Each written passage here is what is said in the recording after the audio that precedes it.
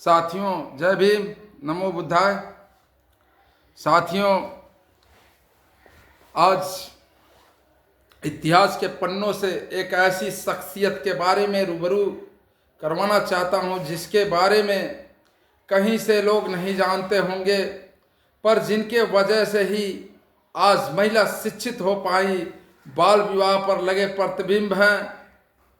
प्रतिबंध हैं और विधवा पे हो रहे अत्याचारों पर लगी लगाम है, और नारी जात की छुआ या नारी जात का हुआ कल्याण है। भारत देश की प्रथम शिक्षिका सावित्रीबाई फुले नारी समाज का एक ऐसा उदाहरण है जिन्होंने पुरुष प्रधान समाज को हिलाकर रख दिया, खोखली हुई नींव को निकाल समानता की एक ऐसी छवि प्रस्तुत की जहां नारी को सिर्फ मान सम्मान न मिला बल्कि उन्हें स्वाभिमान की जिंदगी जीने की नई राहें मिली, और जो भी अत्याचार और जुल्म उन पर हो रहे थे उनसे बाहर निकलने की और लड़ने की हौसला मिला। साथियों, आज बात करना चाहेंगे उस शिक्षा की देवी, शिक्षा को जगत यानी शिक्षा जगत को महिलाओं के लिए सभी जगह फैलाने का कार्य, समाज में पड़ी कुरीतियों को दूर करने का कार्य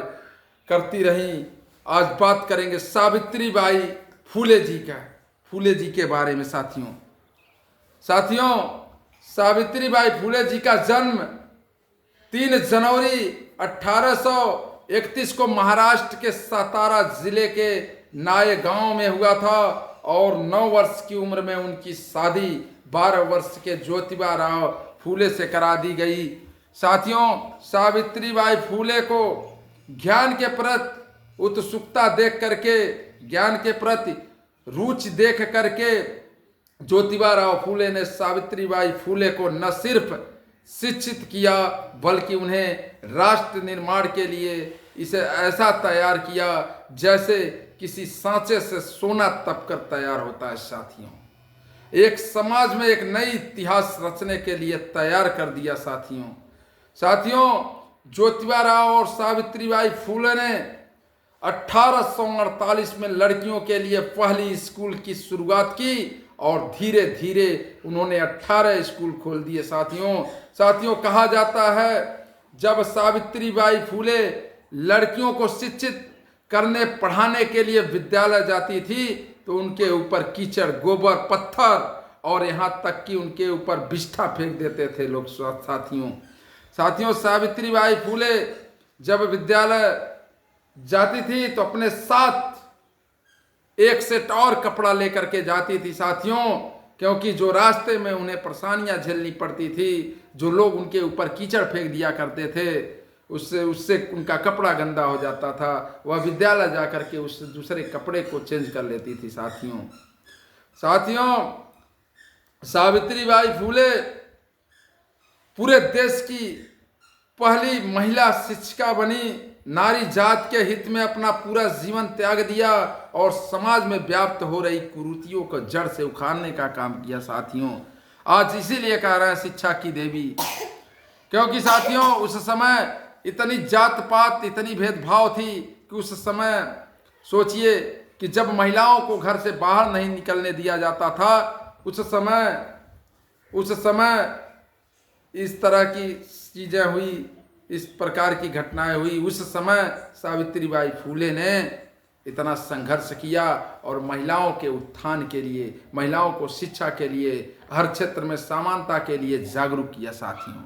साथियों, सावित्रीबाई फुले यदि नहीं होती तो आज भारत देश में महिलाएं शिक्षित नहीं हो पाती। साथियों, उस समय एक कन्या का बाल विवाह उससे बड़ी उम्र के साथ हो जाती थी, और अगर वह विधवा हो जाए तो उसके बाल मुड़वा दिए जाते थे और उन्हें किसी भी सामाजिक कार्य में आने की अनुमति नहीं मिलती थी। साथियों, इतना ही नहीं, और तो और अत्याचार और अलग से होते थे। साथियों, तब सावित्रीबाई फुले ने विधवाओं के लिए अपने घर में ही केयर सेंटर खोल दिया और महिलाओं को शिक्षित करके ऐसे समाज की नींव रख डाली जहां पे महिलाओं को समान अधिकार मिला, और जो लोग कल पत्थर फेंका करते थे वही लोग महिलाओं का सम्मान करने लगे साथियों।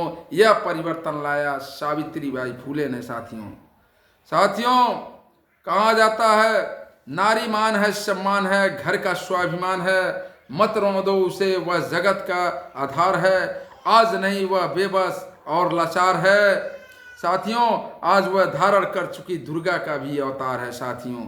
साथियों, कहते हैं उस समय भयंकर फ्लैग मार्च के कारण सावित्रीबाई फूले ने मरीजों की देखभाल करने के लिए एक क्लिनिक खोला और लोगों की देखभाल करते हुए समाज में सामाजिक कार्य करते हुए साथियों 10 मार्च 1897 को फ्लैग होने के कारण उनका निधन हो गया साथियों।